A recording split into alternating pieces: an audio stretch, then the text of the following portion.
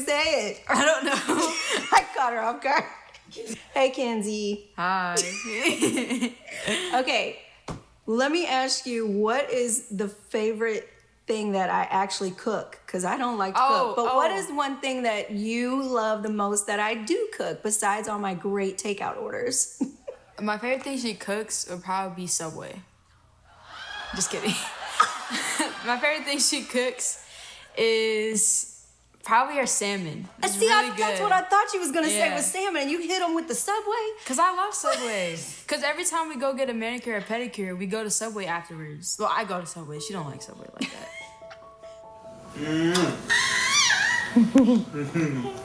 I'm giving Daddy cake. Growing up with my parents, we were always very close. We always played board games together, and it was really fun, but we always did things growing up, and it just bonded us together as a family. Even though things were great at home, around my teenage years, I let people influence me. Struggling with depression, not really knowing who I was. I started coping with bad coping mechanisms. One of the more challenging moments for me and my family in our daughter's journey is the day that she gave me a goodbye letter. I don't know very many people that have sat through that and experienced that, but I had my daughter hand me a letter because she was in such a dark place in her life that she didn't know that she deserved to be here anymore. My heart was broken, our hearts were shattered, and in a moment, I all of a sudden felt like I didn't know what to do. And I usually feel like I'm in the crisis mode. I usually know what to do for other people. But in that moment, when it hit my house, I felt like I lost everything that I knew.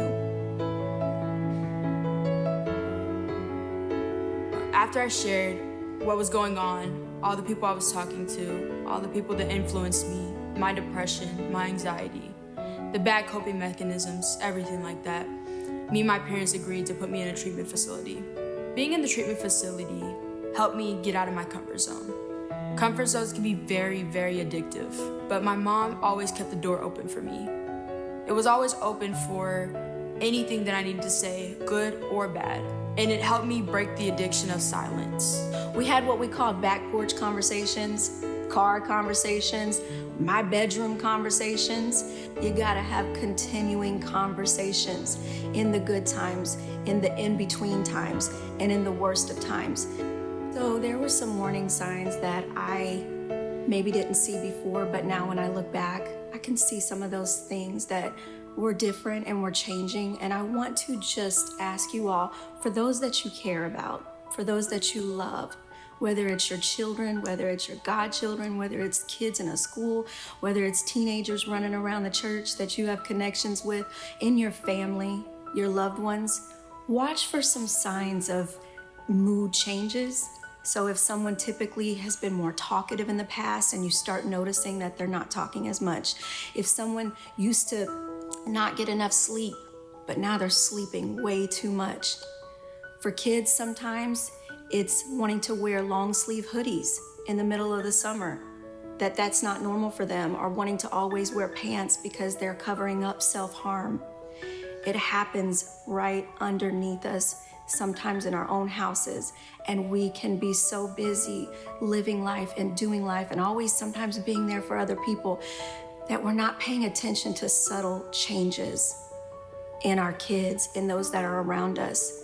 I know that I look back now and I can see now some of the things that I didn't see then. And so if there's any part of us sharing our journey, sharing our story, being incredibly vulnerable right now and transparent, it's because we want people to wake up and pay attention to each other. Someone you know around you could be hurting. Whatever you do, try not to miss the signs. But if you do, there is still hope. There is still hope. You can use your story to help someone else. Pay attention to those that are around you. If I could share any piece of advice with anyone that's going through some of the same issues as me, I would definitely say you cannot stay silent. You cannot heal by staying silent. You cannot move on by staying silent. find at least one activity or skill that can help when the waves hit and the pain is hard. So for me, that skill or activity would be just spending time with my mom, sitting there watching TV, getting on her nerves, just having fun. One of the things that I'm grateful for is that the enemy would have wanted nothing more than to break our relationship apart, to push us further away from each other, to get us to this point along the journey and just not even want to be in the same room with each other. That's what the enemy wants. But he lost this battle. We are still in the fight. We are still proclaiming victory. But one of the greatest things about it is my relationship with my daughter is good. I trust her. She trusts me. We're still a work in progress. We still have our good days and our bad days when I have to call her out by all three of her names. You know, when you get the first, the middle, and the last name, because I am mama. But at the same time, we have been able to have a connection that can't be broken. One of the things that I know that has continued to help me along my journey personally is the power of resilience. The power of, in the darkest moments, knowing that I don't have a choice but to keep moving. I don't have a give up in me. I have weakness and I have hard moments, but I thank God that what the enemy meant for evil, that God turned it for our good. And he's still turning it because we're a work in process. But there's power in resiliency and knowing that you can go through a tough time, but the tough time don't have the option to take you out. For me, I've been in a fight for my life, but I am winning.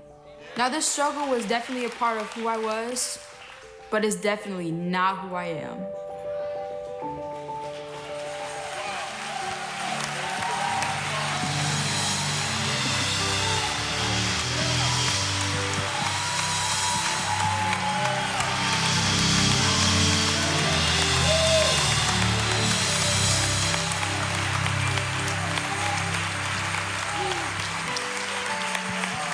Wow. Thank you, Kenzie, for sharing your story. Thank you, Lana, for every night, every morning, every sleepless night,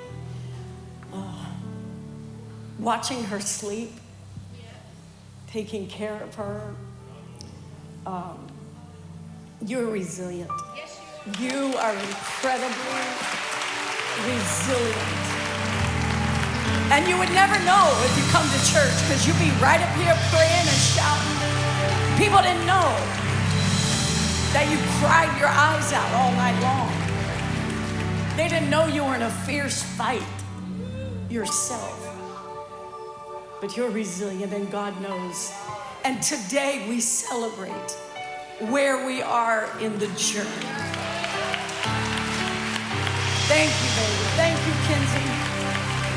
Thank you, Mark. Thank you, Ryan. Thank you, family. Absolutely, it takes a village. Today we are talking about resiliency because it is in every mother. Yes, motherhood can be stressful. It can be exhausting. From the discomforts of carrying a child, to giving birth to a child, to ear infections and teething and runny noses and colds and temper tantrums, and you are sitting in that car seat. No, I'm not. Yes, you are, to grandchildren, doing it all over again. It is very stressful. So the truth of the matter is that a mother's job is never, ever done. Because just when you think it is, here come your grandchildren. And there's something in you that will reach out and do the same thing that you did for your kids. Mothers are teachers, they are nurturers, they are protectors. Let me tell you something. I could be very upset with my kids, but if you try to mess with my kids, all of a sudden there will be a vulture that will come out of me. And don't look at me like there wouldn't be one that come out of you, because there would be, because we are protectors, we are supporters, And that's just who we are. And if you're blessed to raise a family with your husband or with your children's father, you're all the more blessed. But either way, us mothers are going to be mothers, and we're going to do what we got to do to show up. Look at somebody and tell them you got to show up. So I thank God for every mother that has shown up, for every auntie that's shown up, for every sister that's shown up, for every friend, for every father that's shown up, for grandfathers and grandmothers that have shown up. You showed up when it wasn't always easy. And so we celebrate you today. And I have some very, very special ladies up here whose stories are absolutely amazing. And not just very special ladies. I have a very special gentleman to my heart that is sitting up here. I love Moody. If you've been here for any length of time, you know who he is. But I love him because I know that he loved his mother. I love him because I know that he loves God, and I love him because I know that he loves my family and he loves this church.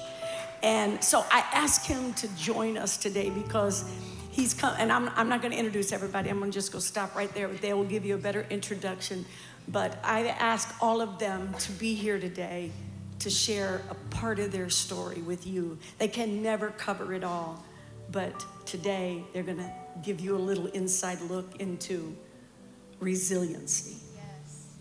Pastor, before we get started, I just want to say on behalf of me and as the oldest daughter, but amongst all of your children, happy Mother's Day to you.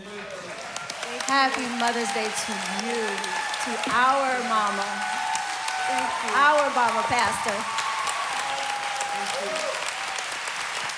Thank you for not giving up. Thank you for your resiliency.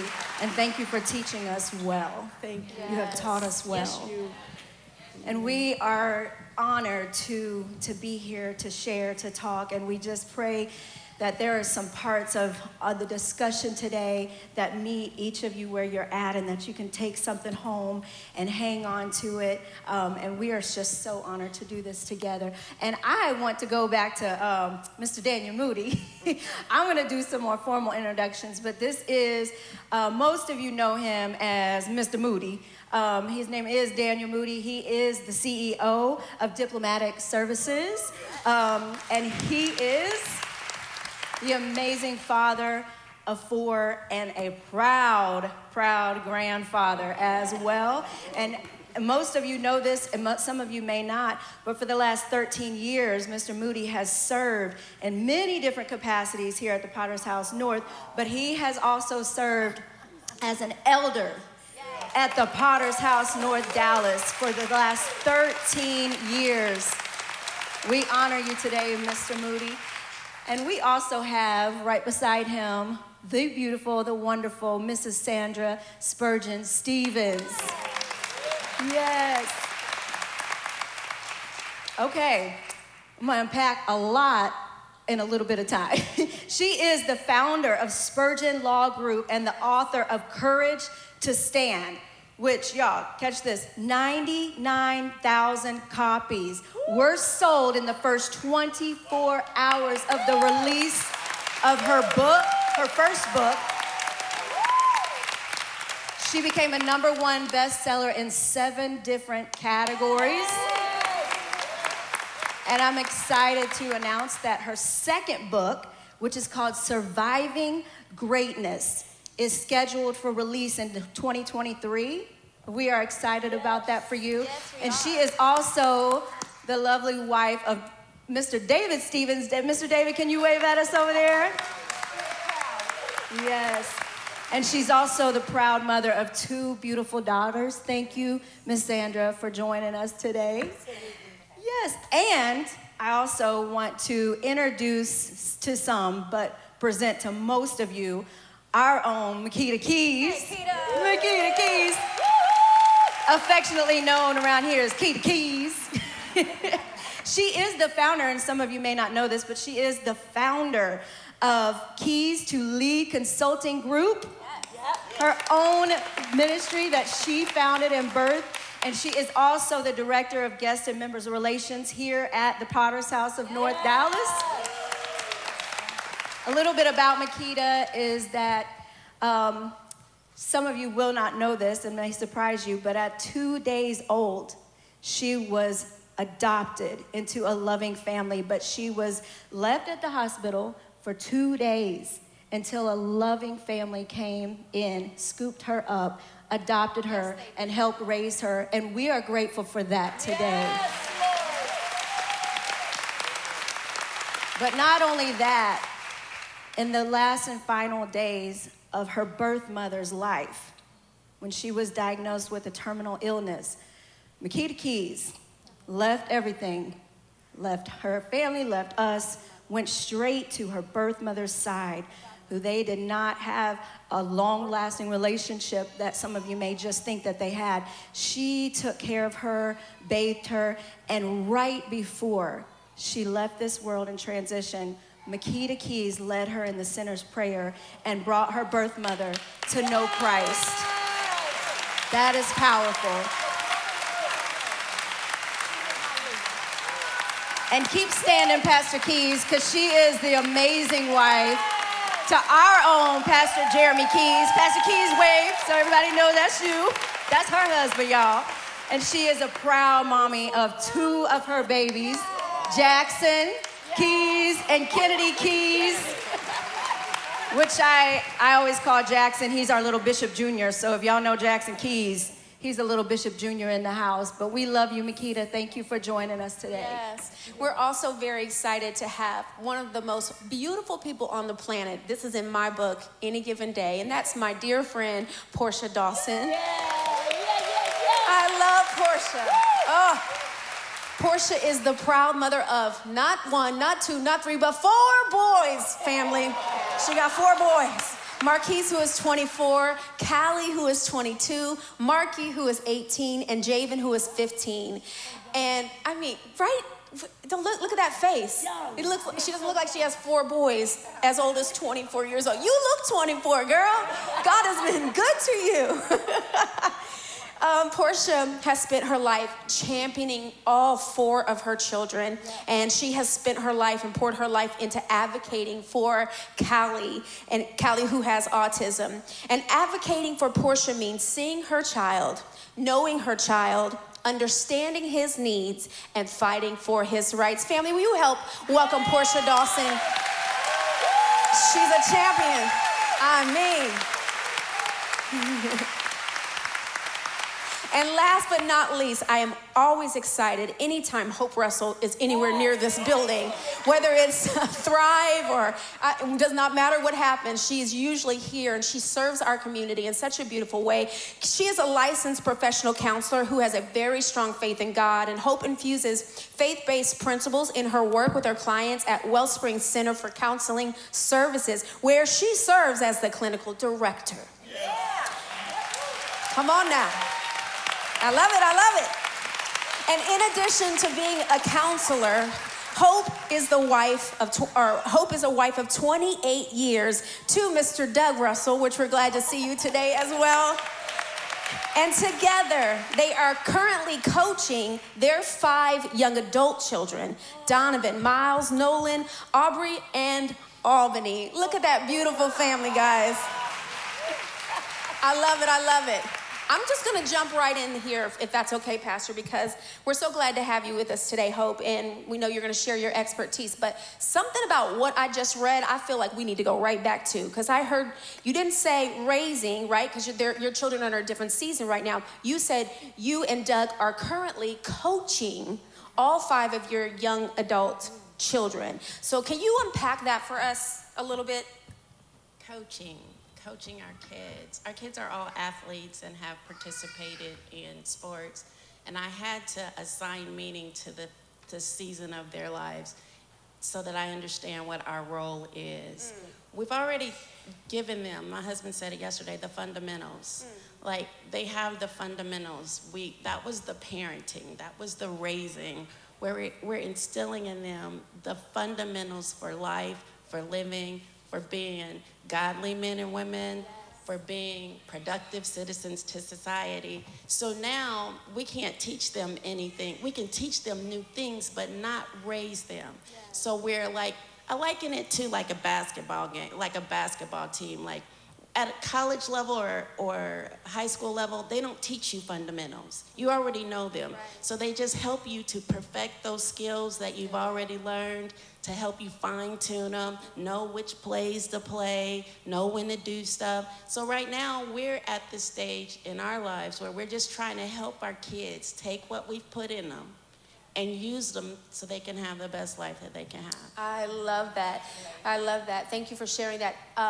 Chris and I have a 17-year-old who's getting ready to be 18 in the month of August. So just right around that corner. How do we know that it's time to move from that teaching and that raising to the coaching period? How do we know that as parents when it's time for that? You know, I was thinking about that the other day when one of my kids asked me for the oil. So when we're anointing our kids with oil, when we're anointing them, we say, I'm going to anoint you, I'm going to give you the oil. But when they start asking, and I'm using the oil as an example, when they start asking for their own little bottle of oil, that's telling me they got it. They know what to do, so I don't have to do that per se. I can just start teaching them. So you find your own different ways when you know that it's time. The other thing is, God did take me on a little journey, and during that journey, he told me that I need to start working on transitioning from parenting to parenting young adult children. So God will tell you too if you're seeking him for it. That's so good. Come on and clap right there, guys. That was so much wisdom in just a few sentences, super packed. You know, being a parent, Chris and I have 3 boys, and it's hard work.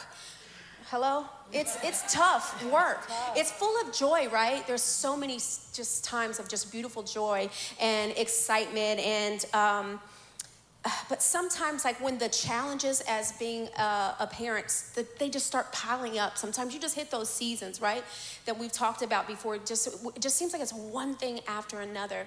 How do we, and we feel like failures. I can't tell you how many times I felt like I have failed as a mom in certain situations, in certain seasons. What do we say to ourselves when we are facing that feeling of failure, that we're just so overwhelmed? We think no matter how hard we're trying to do right, we're just not hitting the target in our parenting. What do we say? Tell me. That's a difficult question. I'm still kind of asking myself that. But I think as our kids get older, we understand what our role is and what our position is. I'm partnering with God in raising the kids. Right. So when I'm feeling like a failure, I know that he's not. And I got to trust that he's doing what he's supposed to be doing or what he said he was going to do. And then most of the time, that's the trick of the enemy, though, anyway, that tells you that you're failing. You got kids, they're alive, they're healthy, they're fed. They're fed, they're not in jail, they're not on drugs. They might not be doing everything that we have this idea of what we want our kids to be. And my kids can tell you, I have this idea. You're going to be this, you're going to be this, you're going to be this. And when they don't do that, that's when we feel like we're failing. But that's not for us. God has predestined who they're going to be. And he didn't put it in hope, he put it in them. Oh, that's so good. Lana? That's so great. Thank you for sharing that. I'm sitting over here like taking mental notes, like partnering with Jesus. Amen. I want to lean into some of the lessons and strengths that have been developed along the journey for Miss Sandra. We mentioned earlier that you have 2 beautiful daughters, and I wanted to know if you would just kind of talk to us for maybe just a moment about one of the defining moments in your life as a mom. And also, I do want to also mention that her daughter Elizabeth, when she was born, someone else mentioned this. They came up on stage earlier and had a picture of their baby that was only about 2 pounds. And she showed me that going down the stairs, and she said, "Look at this miracle." Wow. She brought the picture up here on stage with her. She's holding it up right there. You better hold your miracle baby up. She dedicated her today. She said, "Look at this miracle." Because there is still miracle signs and wonders happening, okay? We can still claim that over our children's lives. But your baby was born 1 pound and 11 ounces and spent her first 6 weeks in the hospital fighting for her life. So I want you to just tell us what was some of the defining moments that you experienced that really just, started you on your journey but got you to where you're at now. Well, I know that in the beginning, I was very sick. I was in intensive care and actually paralyzed for 2 weeks right after her birth. They were trying to save me as well. And I remember waking up and knowing that I had wanted to first know if she had survived. And then once I knew she had, I said, I need all of these tubes, I need everything out now. And they said, you're very sick. I said, I have a baby. Yeah. And she needs her mom. Yeah. And it was a journey up to that point. We were young, we were thriving, we were young professionals. We had one older daughter, and life was going well, and all of a sudden I was stopped. We were stopped in our tracks of life and death. For 6 weeks, it was just perilous of those doors opening and being told that she wasn't going to make it. Yes. 23 years later, it's still very difficult to talk about. Yeah, absolutely. But I want to share with you that the short-term pain, if you live long enough, we're all going to experience adversity. And through Elizabeth, I go into a world and they're looking at me as a professional and what we had, and I was a mom. Yeah. I sat outside those NICU doors on my knees and prayed that if God would just spare her, then I promised that I would take the absolute best care of her that I could for the rest of her life. Because God knew I needed her, but not for the reason that I thought. She gave me the gift of empathy. Up until that point, I was so busy living my life and trying to make it. Grew up really poor and striving and trying to provide. And then all of a sudden, I was faced with life and death and having to learn medicine to keep her alive so I could talk to these doctors who weren't sure she was going to make it, and they kept trying to prepare me, and I kept telling them, only God will decide. Yes. Only God will decide. Only God. So, and I'm not ashamed to shed tears because I want you all to understand that there were so many babies in the unit, and they didn't shield any of us. There were 42. And I went in, and I'm like, where are the clothes for these babies? And they were in diapers. I'm like, oh no, these babies have to have gowns. And people started trying to help me cope. And I had people making bonnets and little gowns and just doing what I could. And they would let me sit in after hours and the things that I saw mothers should never have to see. But there were so many parents that were faced with life and death along with me that I shared and became able to witness to them and help them to mitigate. Not only was I relying on them, but they were relying on me. And I just would watch these families. My baby was so sick, their babies were so sick, and some of them died. And to be able to be there and to witness to them for a meaning that none of us could understand why we were going through that season of life. But for the short term, there were no answers. I was angry, I was sad, I was happy, I was depressed, it was difficult dealing with me, as you can imagine. I was a strong-willed woman, and my baby was coming out of that unit.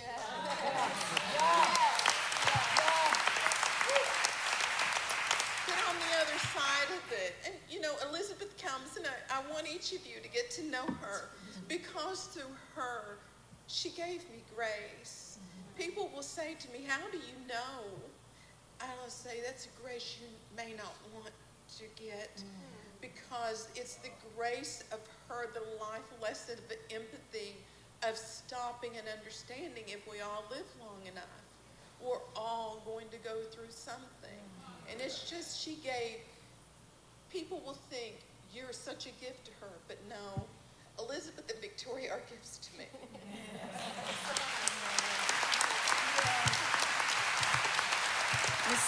Miss Sandra, I want to say thank you for sharing that story. You are a game changer mama. Yeah.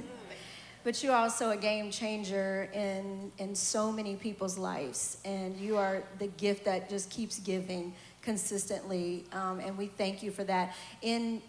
Just real briefly, I do also want to ask you, though, in the career that you've had and the opportunities that the doors that the Lord has opened up for you to go into, but also mama being number one, like that's your job as number one. How have you been able to also balance a little bit of that with your career, and then also making sure that your babies are your priority? Because sometimes that's tough for us. I think that in the beginning, when we were able to get Elizabeth home, I could not stay in that trauma. And for those of you that have had trauma, you know you can't live there. Yeah. And so I buried myself in my work. But it gave me the gift of understanding other people's pain. And I practiced law, and I started doing catastrophic injury law for people who would suffer the unimaginable. And being able to explain to people that you're not unique in your pain, it's like watching people's shoulders come back up, people who couldn't look at me in the beginning. And so I remember Victoria, my oldest, who was always, she always made sure that I was front and center with her and her sister. And I remember her saying to me, why do you do what you do? Why don't you be like the other moms that don't work? Why don't, I was always pulling in on 2 wheels with the Kroger bought cookies, and the other mothers had little picnic baskets, and she would call me out. First time I lost my breath because I thought, oh my goodness, where is this journey going to end with her? I'm not who I'm supposed to be as a mom, and she's calling me out. And then one day I thought, no, you don't, sister. I told her, I said, Mom gave me a gift. God gave me a gift. He gave me the gift of helping people who do not have a voice. People who can't speak for themselves, just like Pastor does for us.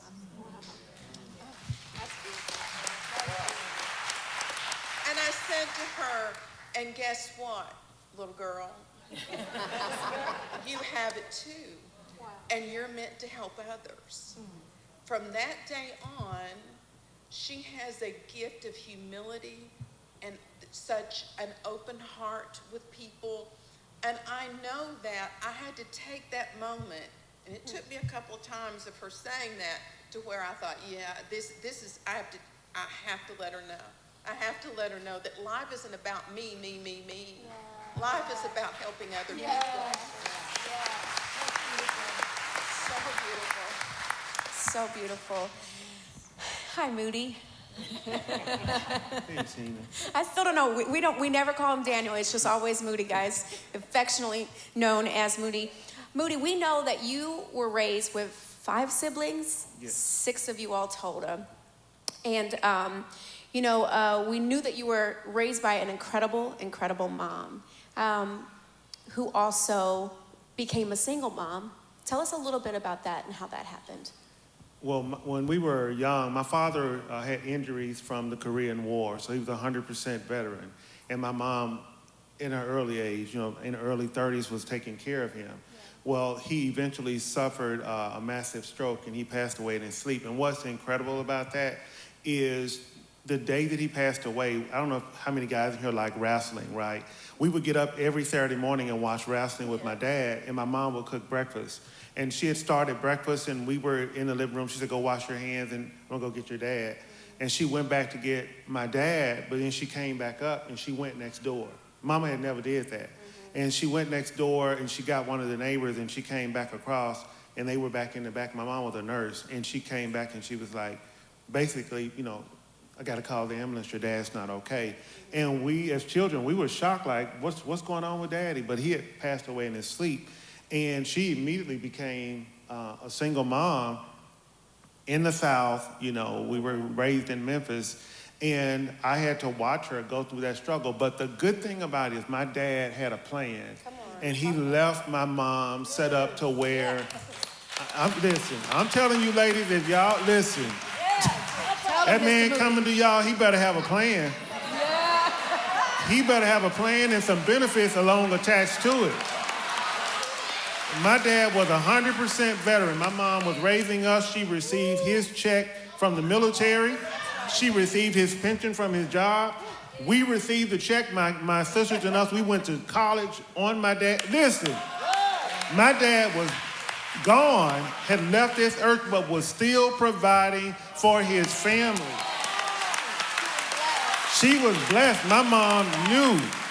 And so my dad had been gone like 4 years. Do you know my mom was still getting a new car every year? Because my dad had set it up to where she was still getting a car, you know? And so to watch that and watch him be a provider beyond the grave. And even right before she transitioned, I asked my mom, I said, Mom, you never remarried. Was it because we were kids? She said, I wasn't studying y'all. My mama said with the benefits she had, listen,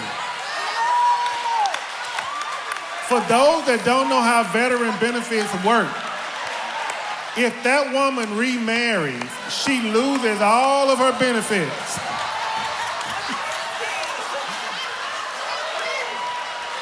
My mom had access to get a home loan. She had access to health care, 100% health care. My mom said, listen, in her 70s, he better have something that we can put in writing. So she believed in prenup at 70 years old. Because when she passed away, her burial was paid for, everything was taken care of. She didn't even have doctor's bills because she was under my dad's 100% veteran. So at 76 years old, my mom was still getting about $3,500, $4,000 from the government every month in my dad's benefits. So coming up, that was what I saw, was not only her resilience, but what my father did beyond the grave. That's so amazing. Guys, the next Sunday, you're going to see a table in the lobby for recruitment. Right. Moody's going to be out there. That was so good. What an amazing man. I know it's not Father's Day, but I mean, that is incredible. Yeah. You were so blessed to have him, and even though you only had him, was he 35? He was about 35. When he passed away, so you didn't have him long. That's so young, right? You didn't have him long, but my goodness, if he didn't just teach you even from the grave, he was teaching you how to be a man. Yes. Based on how he took care of his family. So that's amazing. So we know he's incredible, but your mom, to be able to raise 6 children by herself is no easy task. And to get everybody through high school and to get you all to college, I mean, that is incredible. Tell us, Moody, what is one of the greatest lessons that you learned from her life?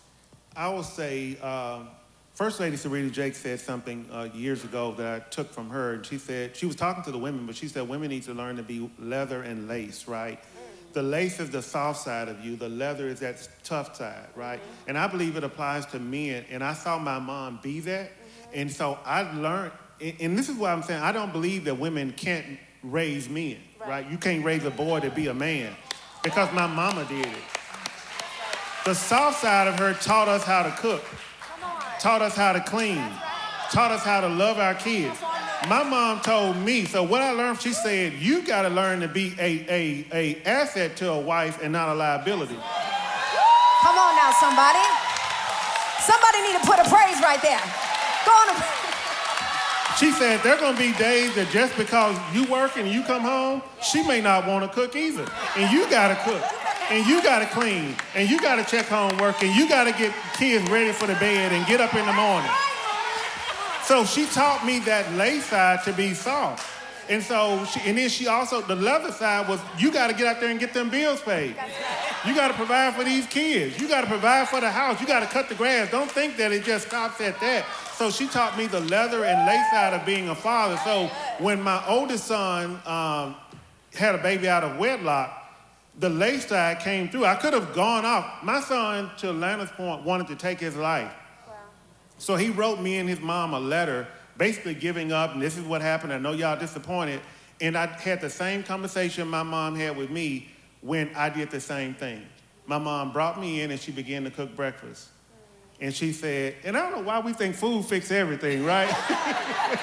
I mean, it solves everything. But I think what I was seeing in her was she was, even as an adult now, she's still serving me, right? Yeah. And so she sat down and I said the same thing to my son. I said, son, I'm not disappointed in you having a child. You still my child. I still love you.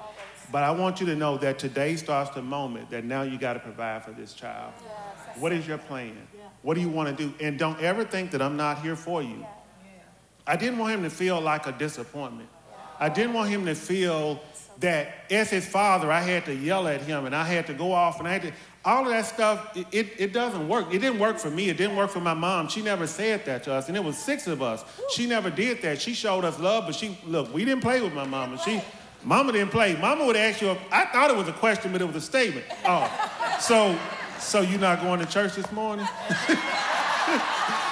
And I would say, yes, ma'am, I'm going. Oh, okay. You say, it wasn't a question. It was finna be a problem. So you not cooking dinner today? Okay. Yes, ma'am, I'm cooking. Oh, okay. Because they'll get ready, But I saw the leather and lace side of her to where I learned how to lead my children, lead my family, and be nice. Yeah, my son wasn't. When he got married, because of what I do, I was busy, and he didn't think that I was going to make his wedding because he got married in Vegas because of my schedule. And I found someone to do it, and I snuck to Vegas, and I found out what hotel he was staying in, and I knocked on his door. And when he opened the door and saw me, he just started crying like, oh my God, I can't believe you made it. I'm like, man, I wasn't gonna miss your wedding. And so I showed us that we were at his wedding at that moment. You have a beautiful family. And he's a living testimony of the goodness of God. He's still here today. So we praise God for that. Moody, your mom and your dad just sound like incredible people. And I know, I believe it was 2014, when your mother passed. And Chris and I were able to jump on a plane, and y'all know Moody can preach. Did y'all know Moody can preach? We snuck into the back of the church, just snuck into the back, and Moody got up and he gave the eulogy for his mother. It was the most I could tell how much you loved her. It was oozing out of you. To even have the strength to be able to do that, number one, is just. It takes my breath away. But the way that you eulogized your mother that day, it just blew me away. I could tell how much you loved her. If there was anything that you could say to her today, Moody, what would you say to your mom? I think if I could say anything to her, I hear people all the time saying that the one thing that they didn't teach us was how to live on earth without them. And I get that. But what I would say to Mom is, Mom, I thank you for teaching that because you led me to Jesus. She gave me Jesus. And because she did, I'm still here today. Yes. Because there were dark places that my mind went when my mom died where I didn't want to harm myself, but for those that have lost a loved one, I was at a point where if I got up in the morning or I didn't get up, I was going to see my mom and I was fine with that. I didn't want to hurt myself, but I just was hurting so bad. I wanted to be with my mom, but my mom gave me strength to say, when God gets ready for you, he's ready for you, but you got to stay there for those children. And she gave me Jesus, and I had my mom could sing. She was a singer. And there was this song she would sing, and it said, God is the joy and the strength of my life. He removes all pain, misery, and strife. He promised to keep me, never to leave me. He'll never, ever.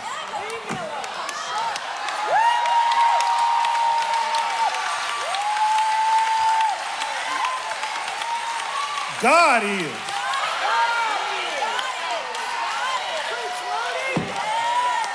We can stop right there. God is my all in all. And when my mama died, and there was days I was struggling, all I could say was, God is.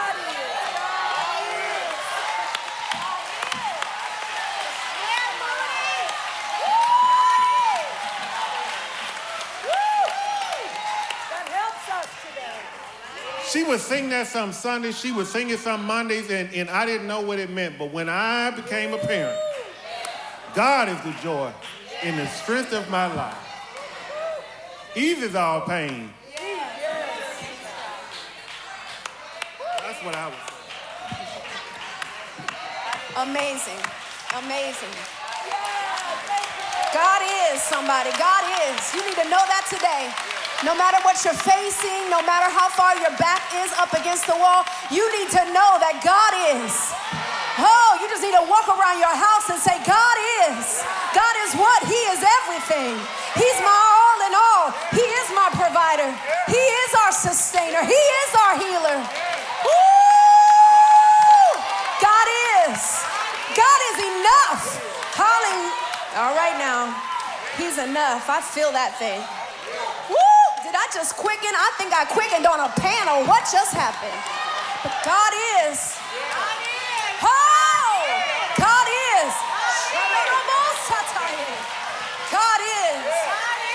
It's fire over here. I don't know what's happening. It's some fire.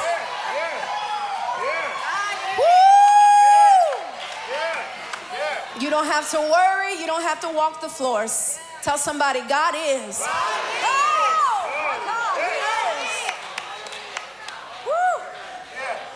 Well, I know somebody who knows that God is.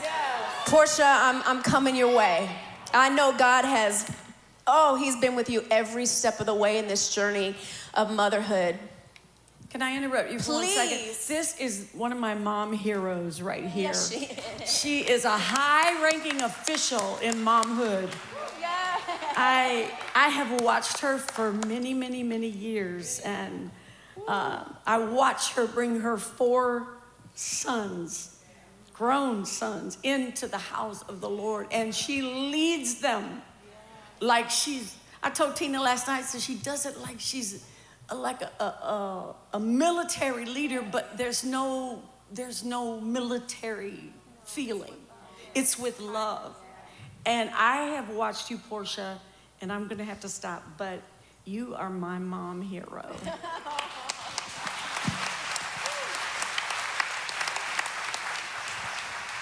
Portia, you have 4 amazing young men.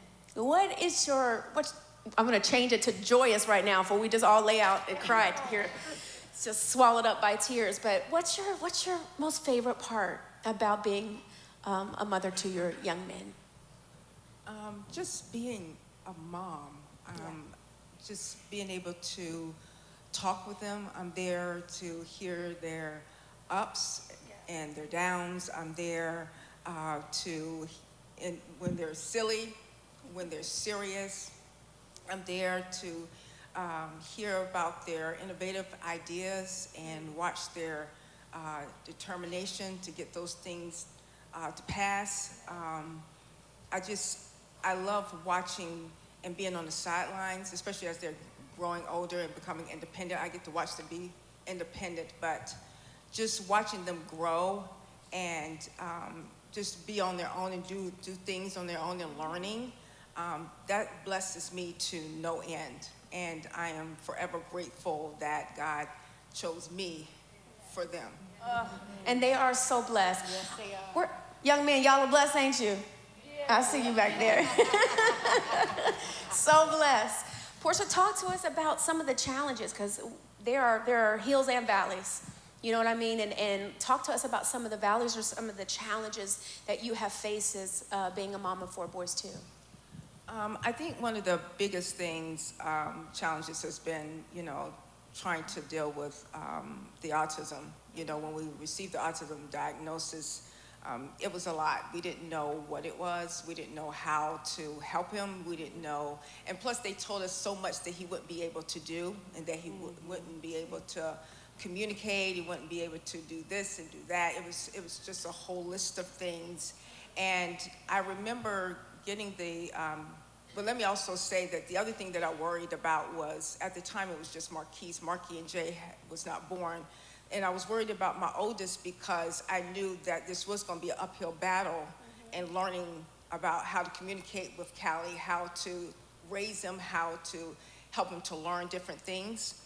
And I was worried about him because I thought all of my time was going to be spent with Callie, and I wanted him to also know, even as a little boy, to know that he was loved and that he mattered. So just trying to balance that was hard. I remember when we received the autism diagnosis and everything that they told us, and I remember afterwards I went to Tom Thumb and sat in the car, and I screamed to the top of my lungs, and I cried. Because when you have children, you have these expectations of what you think that your child will be and what they'll do, and I felt like in that diagnosis, all of that was swallowed up. But I got myself together. I cried, wiped my face, and I said, okay, God, what do we have to do? Yes. Right. Because I'm not going to leave my child at the diagnosis. That's not where we're going to leave it. So I had to educate myself on autism and try to find the help he needed, the support he needed to not only survive, but to thrive. So I think, and then, I wanted to make sure that, again, at the time, Marquise was okay. Yeah. And so when Callie started going to therapy, I took Marquise with me because I wanted him to know that he was included. Yeah. I also wanted him to understand the autism a little bit better. He didn't understand everything, but I wanted him to understand at least a little bit about what was going on. And some of the therapists were so kind, they would have him to participate some things with him, whether it was riding the bike or doing the puzzles, it didn't matter. But the other thing I wanted was, the challenge has always been for all of my sons, is that I wanted them to know that they each mattered. Yes. And that it wasn't just, I'm the parent of Callie, I'm not just Callie's mom and I'm taking care of his needs.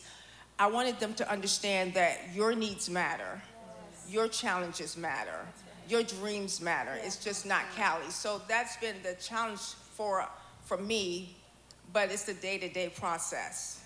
And I just have to pray. I pray a lot. I pray a lot. That's so beautiful. I love that it's important that each of them know that they matter.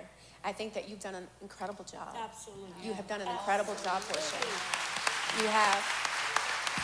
And wasn't it Callie that wrote me the letter? Yes. When we were in the pandemic and our church was closed down, none of y'all wrote me a letter and said, you need to open this church back up. You know who wrote me that letter? Callie. Callie said, Pastor Brady needs to open the church. I told Pastor Brady, I wrote her and texted her, I said, Callie's upset because it's part of his routine to come to church on Sunday. And he kept asking me, and I said, well, I can't open the church. We can't go. Pastor Brady said, no, she'll let us know. And so I said, do you want to? He said, let's call. I said, she's busy. We're not going to call. And then he said, let's text. I said, no, we're not going to text. I said, let me just write Pastor Brady. And she said, tell him to email me. And he did. He emailed and said, Pastor Brady, I want church. I want church, love Callie. And that was it. Right, straight to the point. Straight to the point. I want church. Love Callie. I love that. So you've spent your life, I know, also advocating not only for Callie, but for others. So I would like you to maybe share with us a little bit about what do you say to a parent who is just stepping into that role, now knowing I'm going to have to be an advocate for my child, whether it's in the community, whether it's at school. What do you say to them as they're trying to find their voice now?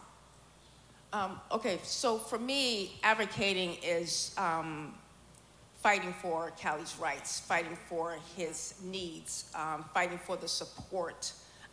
Advocating is also knowing your child and knowing what those needs are, seeing what those needs are, seeing him. Advocating for me also is educating others. So, because there's so many stigmas about autism that says that once you get the diagnosis, that's the end of the road. That's not true. It's not a death sentence. It's not the end of the road. Right. It is a journey. And you do have to take that journey one day at a time.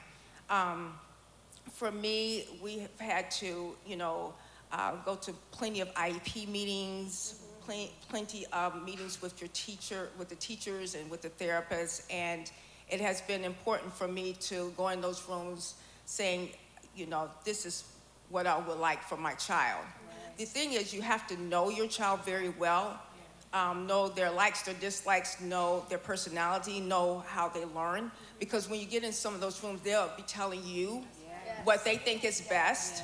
And it may not be best for your child. That's right. So you have to know them very well. And some of them have Callie's best interests at heart, and they do really help. But you just have to filter it out and see, which one would be best for him. I love that. I think that that's so encouraging, especially for those who are here today or watching online, that you're finding yourself in that moment where you're having to walk into those classrooms, have those meetings. It's so important to know our children. Yes. Know them.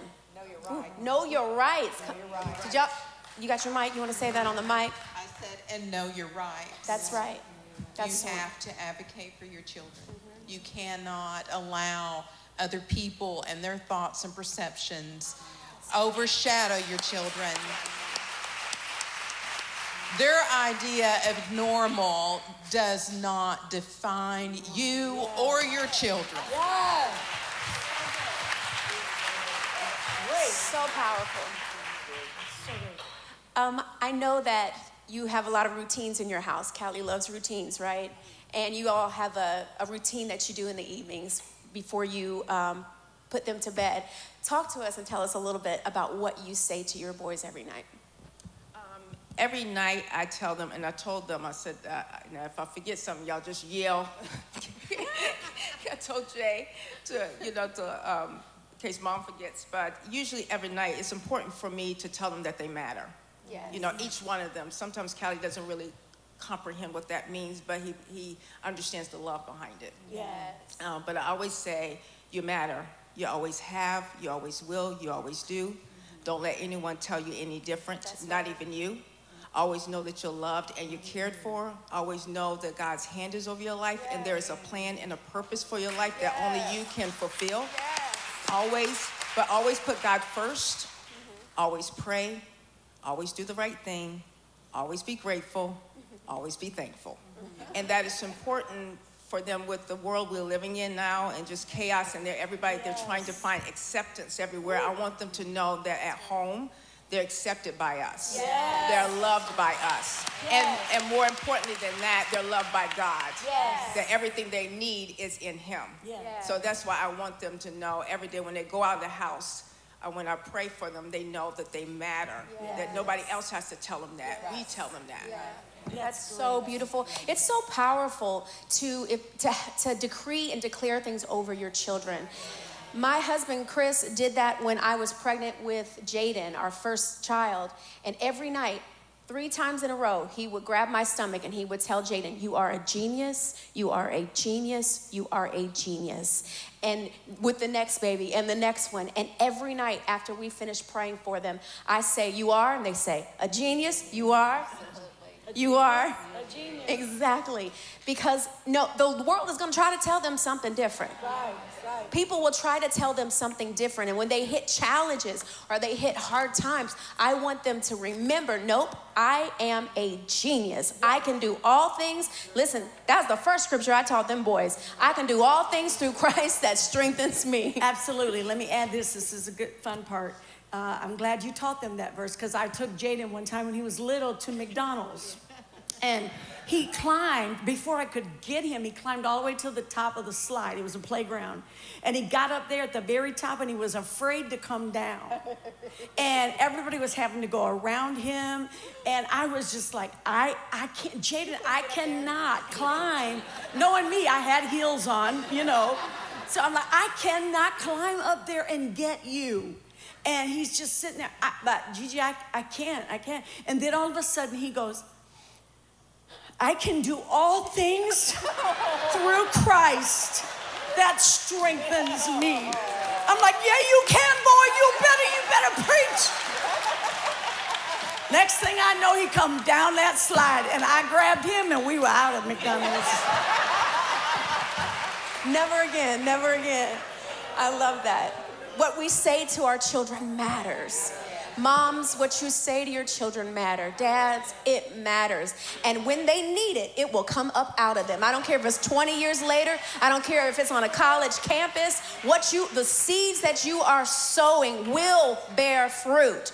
You will see that fruit. And even if you don't think that you will, listen, I wasn't there. I didn't tell him to repeat that scripture, but it came out of his little spirit, his little 4-year-old spirit. Portia, before we move on, I just want to ask you one more question. What do you want people to know about Callie? That he is smart, very bright, very loud. Very loud. I feel sorry for the ones who sit near us in the back because he's extremely loud and does not care. Sometimes I pray that the music is louder than he is. That's not a problem here. Yeah. He scripts a lot. And what I mean by scripts, he knows Charlie Brown, a lot of the Disney, like Lion King, verbatim, from the beginning of the movie to the end. And he still watches VHS, y'all, okay? So even the commercials, he has memorized the commercials. So he can retain information really well. He doesn't have patience, though, you know. I will tell you that. He doesn't have patience because he's good for texting me if he feels I'm late and say, Mom, you got 3 minutes left. You got 3 minutes. And I'm like, I'm in traffic. And he's like, yeah, then he'll text me again. Okay, Mom, and then you have 2 minutes. So, but he can learn. Yes. I think that is something that, you know, is a stigma with people with individuals with autism, is that they can't learn. Yes. They can learn. They learn in their own way. Yes. And they learn on their own time. Yes. And you have to teach them the way that they can learn, not how you want them to learn. And that is something that I had to learn with Callie, because in the beginning I was trying to teach him the way I learned. And he didn't retain it. So I had to figure out how to teach him, how to help him. But he's so bright and he can do things. He holds a job. He does have a job coach. And he's doing so well. I talked to the manager this week and he said that, you know, Callie is such an asset. He's quick, he's focused, you know. And so I want people to know about him, that he is an individual with autism. And I say that because I want them to see the individual first, okay? Not the autism, because autism does not dictate who he is nor dictate his future. That's right. You know, it does not. And if I had listened to the doctors in the beginning who said he wouldn't be able to do anything, he would not be where he is right now. So the fact that, you know, I had expectations, our family had expectations for him, and we prayed for him, and we gave him the support he needed, that has brought him where he is today. We love you, Callie. We love all of you.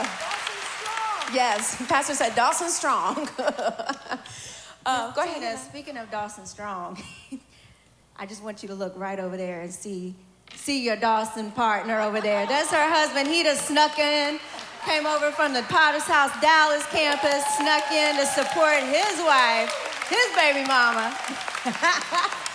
We love you too, Marcus.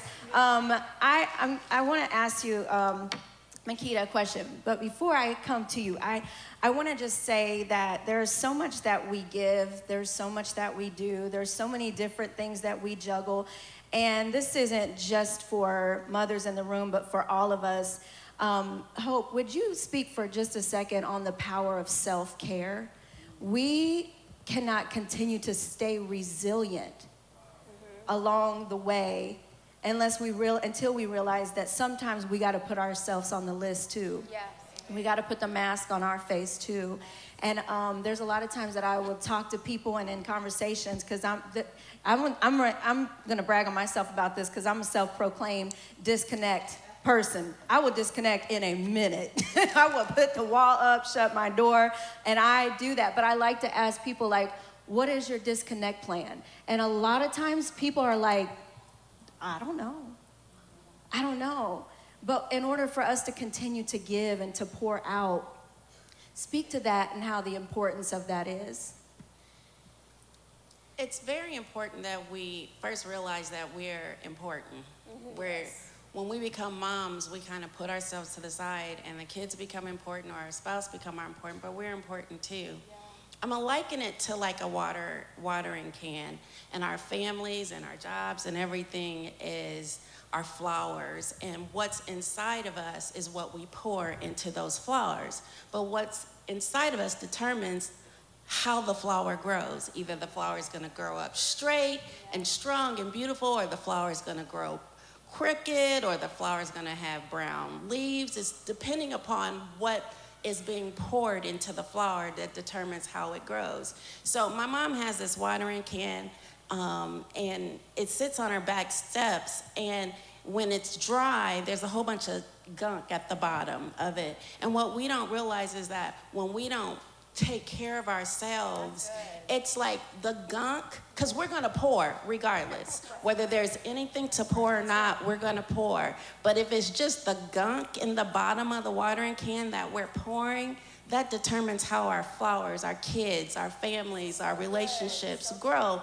But if we take care of ourselves, now people ask, how do we get watered? Well, two ways I'm going to talk about. One is the sun, God, the sun. Spending time in prayer and spending time in reading scriptures and taking that. But then there's you, personal time.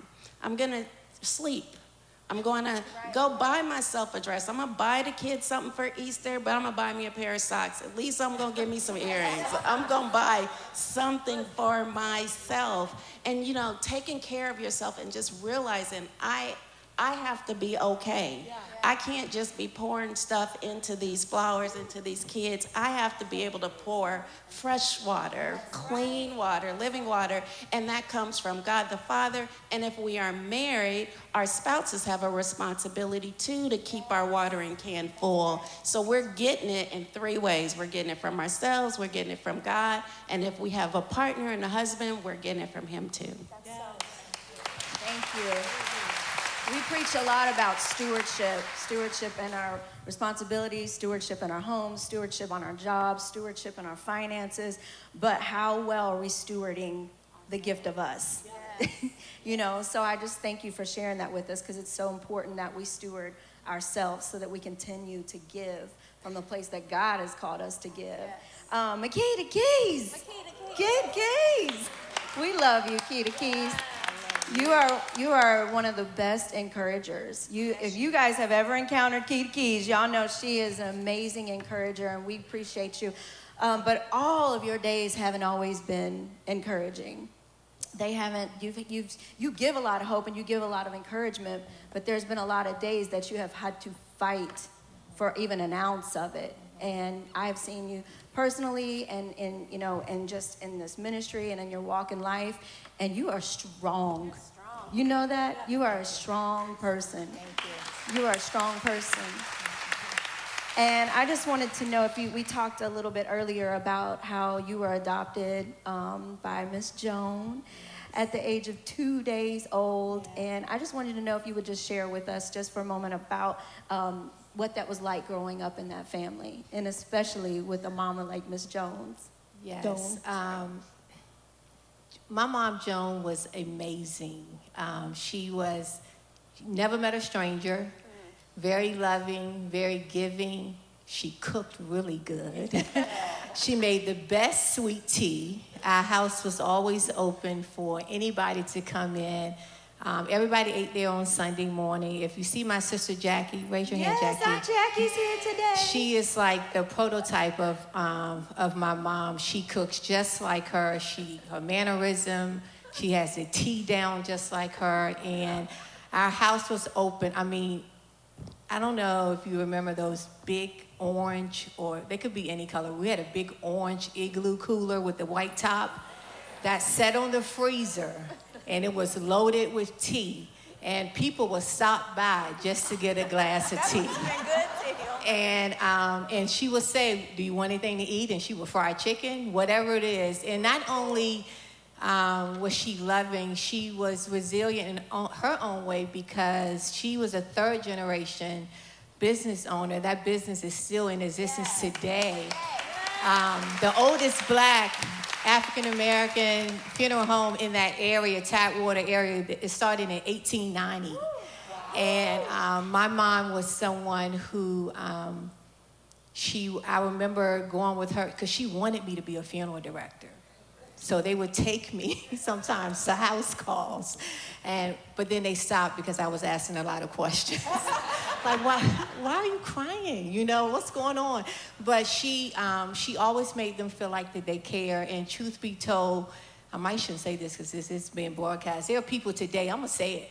There are people today that still owe my mom money because she would bury them for free because she just wanted them to have a great celebration. It did not matter. I remember when I had if we would go to the mall and I have my friends come with me, she always would tuck money in their hand. So they wouldn't think that, hey, we're going out, but if you don't have money, you can buy something too. So what I remember from her is just being generous, loving. I wish I had more time with her. She passed when I was 27.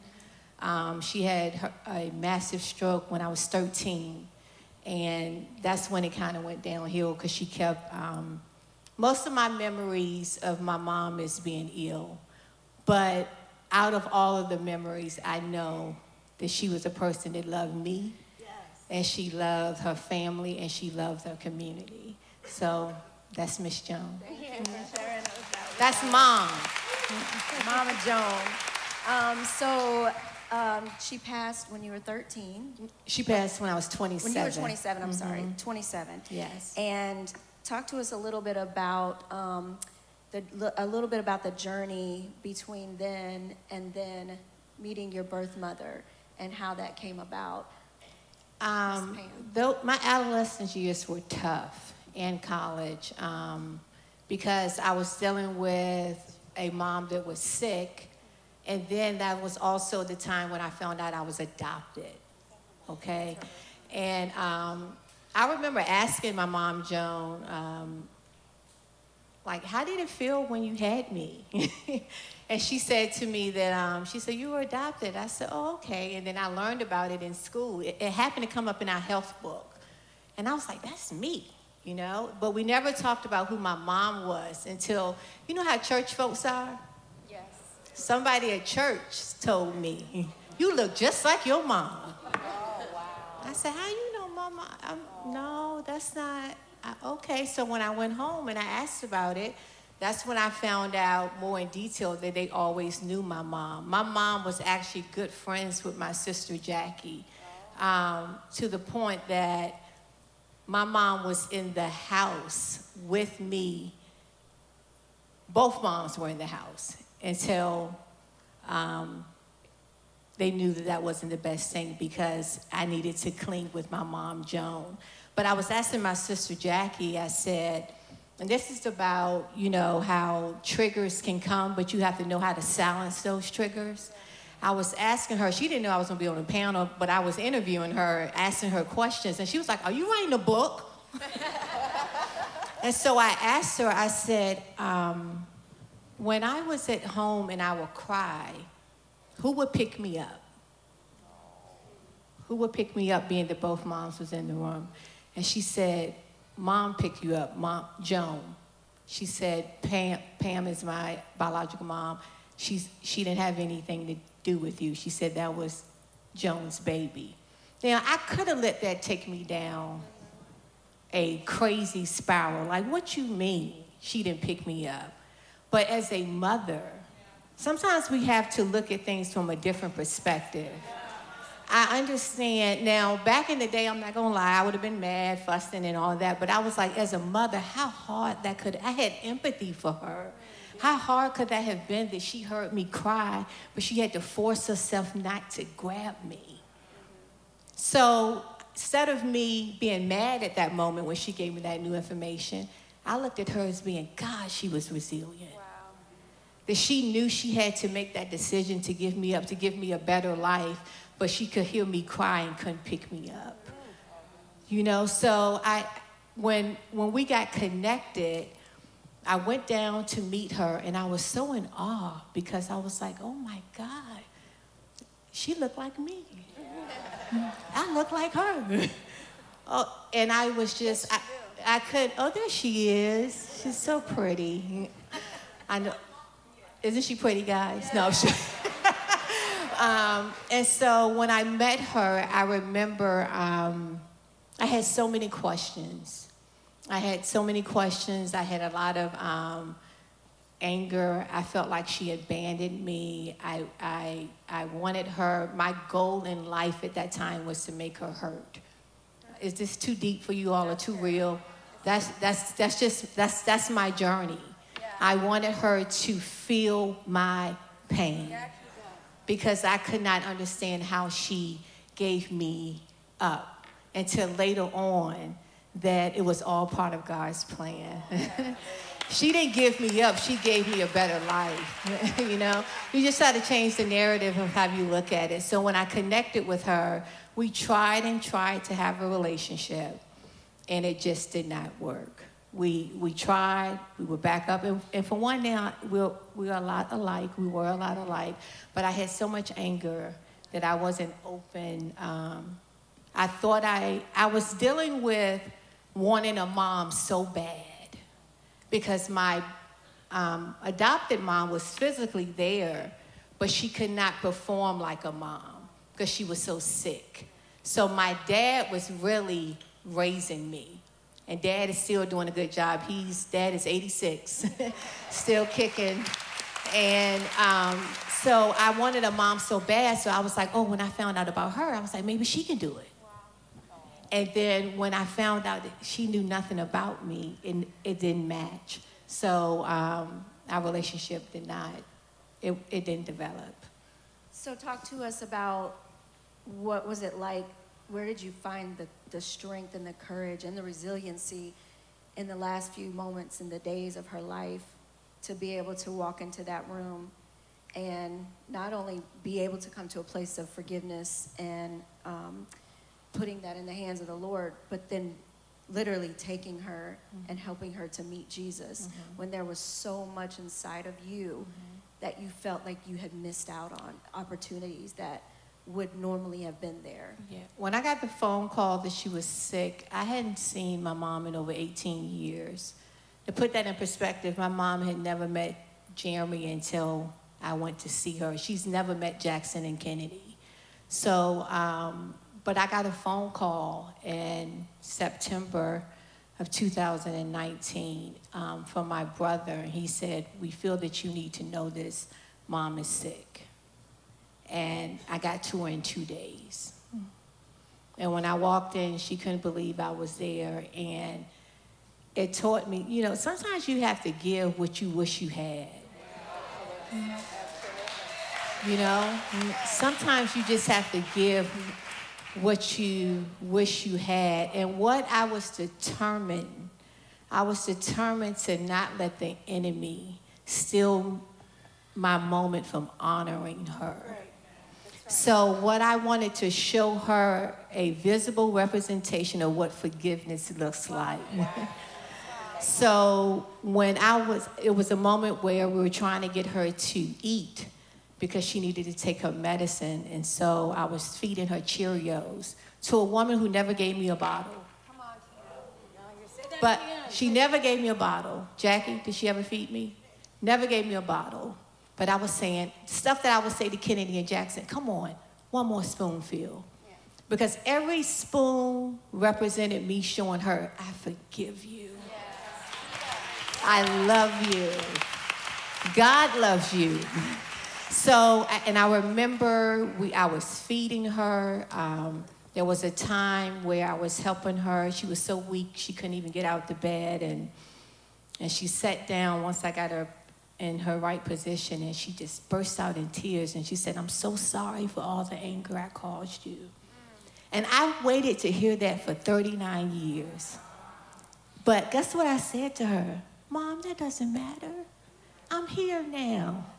I'm here to take care of you. So something I thought I needed to hear, it didn't even matter. And I wasn't going to let it steal what I was doing. My assignment was to honor her. One of my favorite things to do with Jackson and Kennedy was bath time.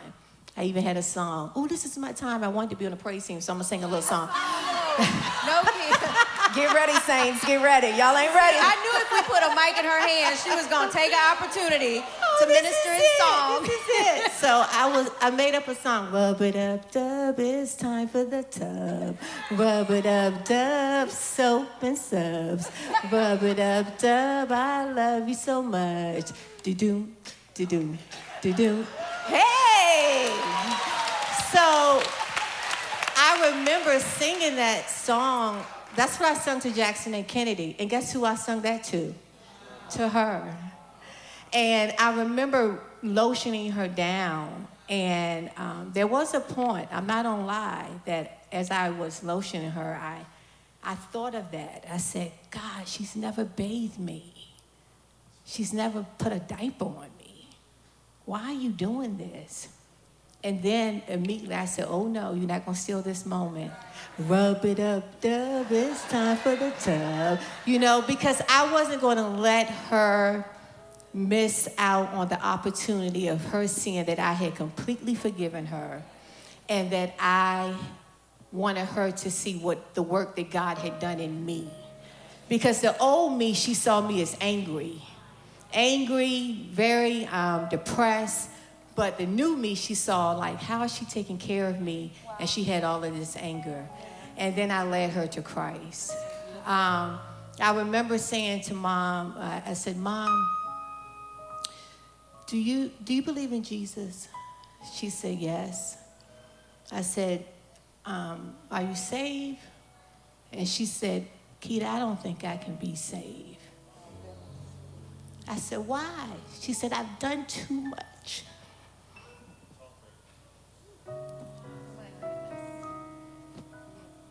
I said, Mom, that's what the cross did. There's no sin that you could have done that the blood didn't take care of. That was the point of Calvary. So she said, what do you mean? I said, it means that you can be saved. Do you want me to show you? And so we said the sinner's prayer. And I said, Mom, guess what? Do you believe it? She said, yes. I said, guess what? You're saved. It's that simple. She said, is that simple? I said, it's that simple. And she said, that's good to know. And she said, I want to thank you. So I look at that situation. This is a lady that did not name me. But I was determined that she had her name in the book.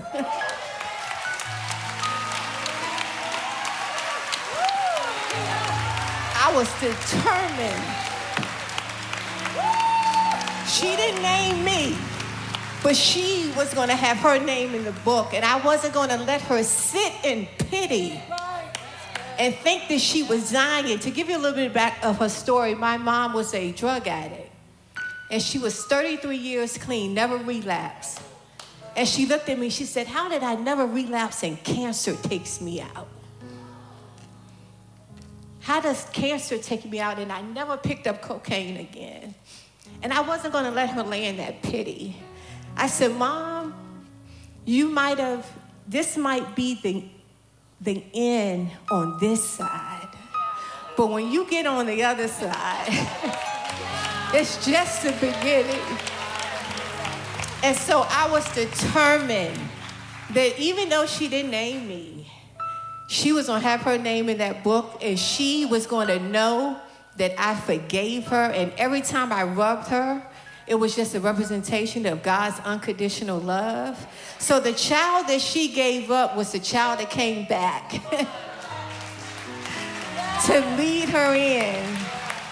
And so I just say that that's whenever I'm feeling down, I always can think of that moment, because you find resilience when you take time to reflect. Sometimes people, you think like, oh, I can't do anything right. But just take some time to reflect. If you got up, if you combed your own hair and washed your own body, you did something that day. Because some people can't do it. So I say that to say that I did not, anybody who's holding on to unforgiveness, I'm not saying don't go through the journey, but I want to challenge you to deal with it. Because I didn't realize how much I loved my mom or needed her until she was dying. Think about it. How mad was I really if when they called me, I got to her in 2 days? I wasn't mad. I was trying to have control. And it wasn't worth it. But God, the great thing about God, he let us have we reconcile so much in that little bit of time. And one of her final things she said to me, she said, you did it. You broke the cycle. Wow.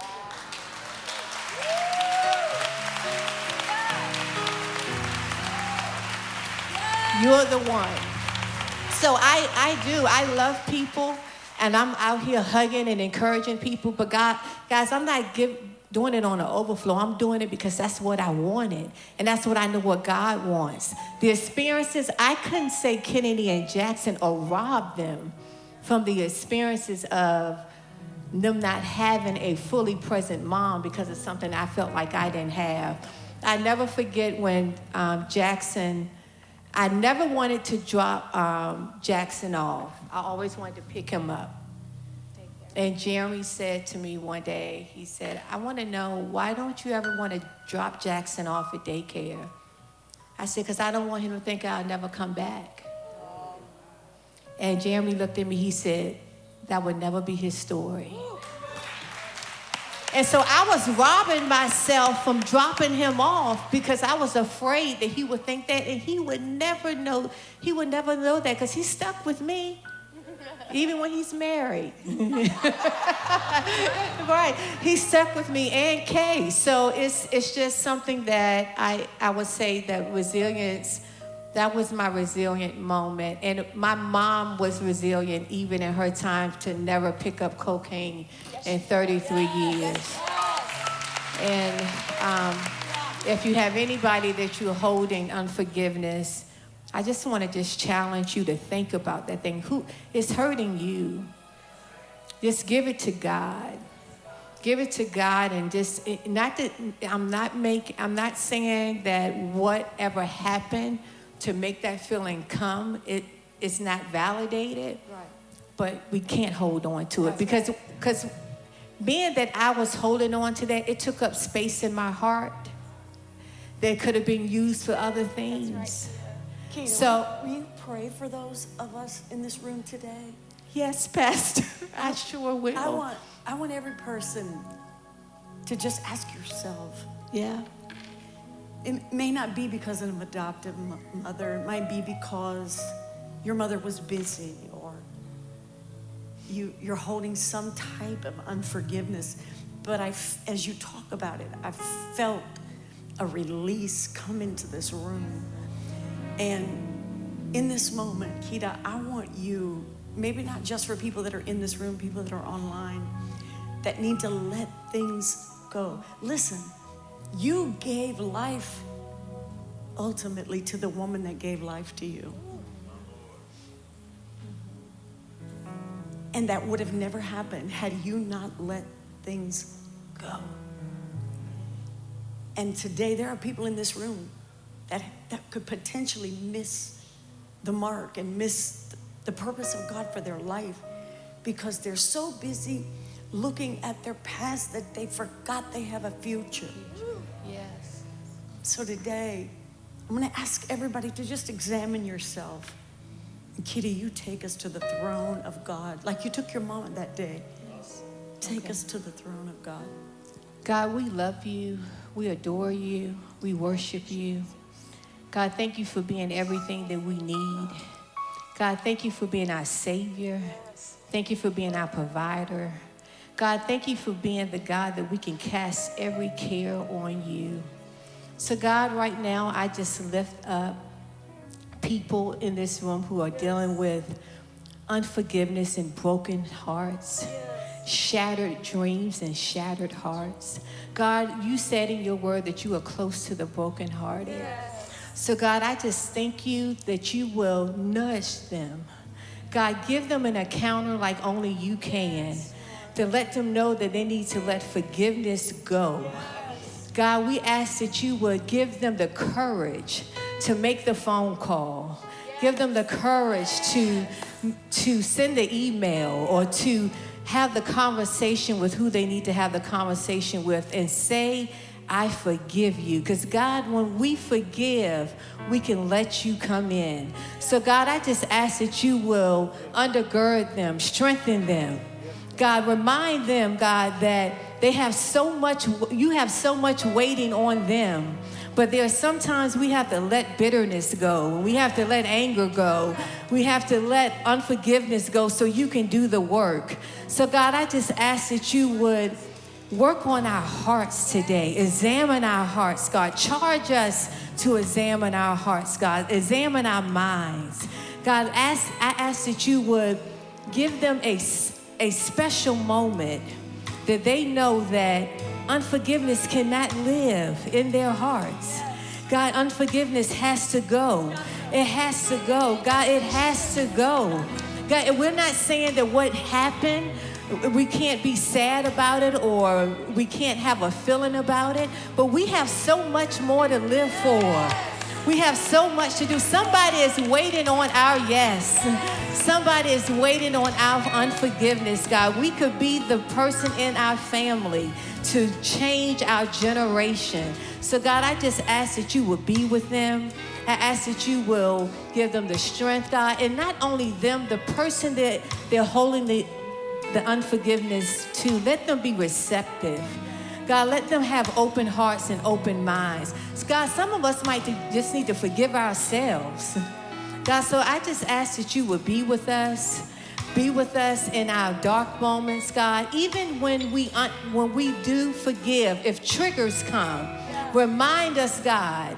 Give us something in our mind that we can say that reminds us that we do not have the spirit of offense, that we are children of God, and that just like you forgive us daily, that we have to learn how to forgive others. So God, I just thank you in advance for the great things that will happen. I thank you for restoration. God, I thank you for relationships being strengthened. God, I just thank you for your love, and I thank you for your keeping power. I thank you for every mother. I thank you for mothers who've had to make tough decisions. God, I thank you, God, that you have made us resilient. So God, I just thank you in advance. We love you, we adore you, and God, we thank you for the great things. So God, we thank you for people that are going to be healed today from everybody's testimony. And God, I just thank you in advance for the great things you want to do. We love you, and amen. Amen.